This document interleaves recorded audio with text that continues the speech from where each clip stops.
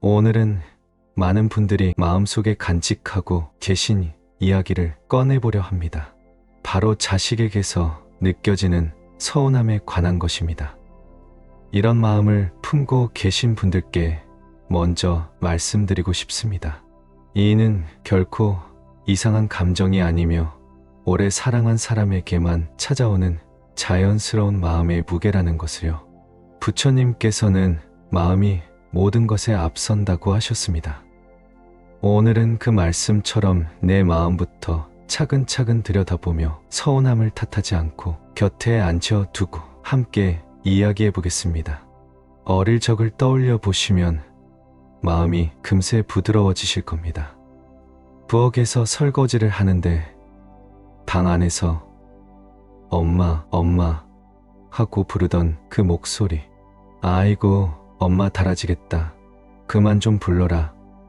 하시면서도 젖은 손을 앞치마에 쓱 닦고 또 아이에게 가시던 그때가 생각나지요. 할 일은 산더미라 늘 시간이 모자랐지만 작은 발소리만 들어도 아셨고 잠든 숨소리만 스쳐도 달려가셨습니다. 밥물 끓는 소리, 젖은 수건 냄새, 잠든 얼굴 위로 떨어진 머리카락 한 올까지도 그 시절엔 밥 보석처럼 빛났습니다. 그러나 이제는 풍경이 완전히 달라졌습니다.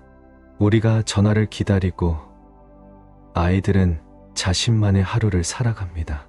오랜만에 벨이 울리면 가슴은 반가운데 입에서는 나도 모르게 오랜만이네가 먼저 튀어나올 때가 있습니다. 그 한마디에 공기가 금세 차갑게 식기도 하지요. 가끔 이런 생각이 목 끝까지 차오릅니다. 내가 내 자식에게 서운하단 말 한마디도 못하고 살아야 하나. 너무 억울하다.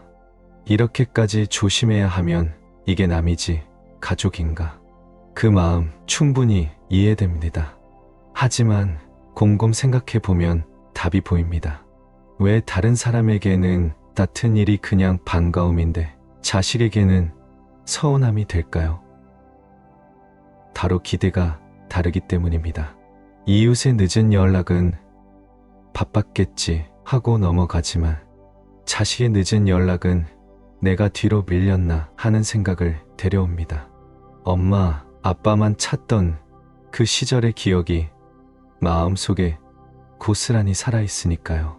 그렇다고 서운하단 말을 평생 삼키라는 뜻은 아닙니다. 말해도 됩니다. 다만 돌멩이처럼 툭 던지기보다는 등불처럼 따뜻하게 비춰보는 게 좋겠습니다. 벨이 울리면 반가움이 먼저 나가고 목소리를 한 모금 들이킨 후 이렇게 짧게 전해보세요. 내 목소리 들으니까 든든하다. 이렇게 말하면 서운함이 의무가 아니라 온기로 전해집니다. 부처님께서 말은 마음의 그림자라고 하신 것처럼 같은 마음이라도 어떻게 표현하느냐에 따라 상대방이 받는 느낌이 완전히 달라집니다. 자식들의 하루는 점점 우리 집 바깥에서 펼쳐집니다. 기특함과 서운함이 한꺼번에 올라오는 건 자연스러운 일입니다. 다만 그 서운함을 그대로 건네는 순간 그들의 가슴에는 의무가 얹힙니다. 연락이 하고 싶어서가 아니라 빚 갚듯 바뀌어 버리지요. 그래서 벨이 울리면 먼저 숨을 길게 한번 내쉬고 마음속으로 한 줄 되뇌어 봅니다. 반가움 먼저. 어떤 분은 이렇게 말씀하셨어요. 아이가 오랜만에 전화를 했어요. 뭐가 그리 바쁜지 통 연락도 없다가요. 순간 서운함이 올라와서 네가 이렇게 전화 안 하면 내가 얼마나 걱정하는 줄 아니? 목소리 까먹겠다라고 했을 텐데 그날은 큰 마음 먹고 바쁜 일이 있었겠거니 나는 마음으로 전화를 받았어요. 아이고 내 새끼 잘 지냈니? 목소리 들으니 좋다. 바쁠 텐데 고맙다. 오늘은 이걸로 됐다. 통화는 짧았지만 마음이 편안했습니다. 며칠 뒤 아이가 먼저 전화를 걸어 주말에 내가 먼저 전화할게 라고 하더군요. 부처님 말씀 중에 1000마디의 헛된 말보다 평화를 주는 한마디가 낫다는 구절이 있습니다. 그날은 그 말이 몸으로 느껴졌습니다. 살다 보면 상대적인 속상함도 생길 겁니다. 손주 영상 하나 보내주는 게 뭐 그렇게 힘든 일이라고 마음이 뾰족해집니다. 그럴 땐 마음속 말을 살짝 바꿔봅니다. 세상에 당연한 건 없지. 그리고 보내줘서 고맙다. 몇 번이고 다시 봤다. 한 줄을 덧붙입니다. 그 한 줄이 내 마음을 지켜주고 사이가 조금 더 풀어지는 걸 느낍니다. 사실 우리는 자식을 키우면서 늘 철인이었고 슈퍼맨이었고 히어로였습니다. 자식에게 엄마가 아빠가 세상의 전부였던 시절이 분명히 있었습니다. 작은 손이 내 손을 꼭 잡고 따라오던 골목, 누가 나를 부르면 세상이 잠시 멈추던 순간들. 생각해보면 평생 나를 온전히 믿고 의지하던 사람이 있었다는 사실만으로도 가슴이 벅차오르지요. 자식을 위해서라면 세상 무서울 게 없었습니다. 그 마음으로 수많은 밤을 건너왔고 그 마음이 오늘의 우리를 만들었습니다. 부처님께서는 모든 것은 변한다. 이를 지혜로 보면 괴로움에서 벗어난다고 하셨습니다. 사랑이 사라진 게 아니라 모양과 흐름이 바뀐 것입니다. 내리사랑이라는 말이 있지요. 내가 흘려보낸 따뜻함이 아이에게서 또 다른 아이에게로, 손주에게로 흐릅니다. 그래서 이렇게 생각을 돌려봅니다. 내 자식에게 하는 반만이라도 나에게 해라가 아니라 내가 정말 잘 키웠구나. 내가 해주던 대로 자기 아이에게 최선을 다하는구나. 멀어진 게 아니라 내가 심은 나무가 제자리를 잡아 뿌리와 가지를 넓히는 중입니다. 상은 이미 받았습니다. 첫 오름, 첫 걸음, 처음 자전거, 첫 등교, 열나던 밤 미지근한 물 한 모금에 기대오던 그 숨결까지. 표창장 한 장이 아니라 얇은 상장이 수업 접쳐 두툼해진 상을 우리는 이미 받아왔습니다. 그러니 오늘은 자식에게 상을 달라 하지 않아도 괜찮습니다. 이미 충분히 받았으니까요. 그때 그래서 내가 참 행복했구나. 잘 태어나 잘 자라준 걸로 됐다. 이 문장을 마음에 담아두면 다음 벨소리 앞에서 간가움이 먼저 나가고 마무리는 자연스럽게 바쁠 텐데 고맙다. 오늘은 이걸로 됐다로 이어집니다. 자식이 차지하던 자리는 컸습니다. 그 자리를 오래 비워두면 바람이 쌩쌩 듭니다. 그래서 정원처럼 천천히 채워봅니다. 거창할 필요는 없습니다.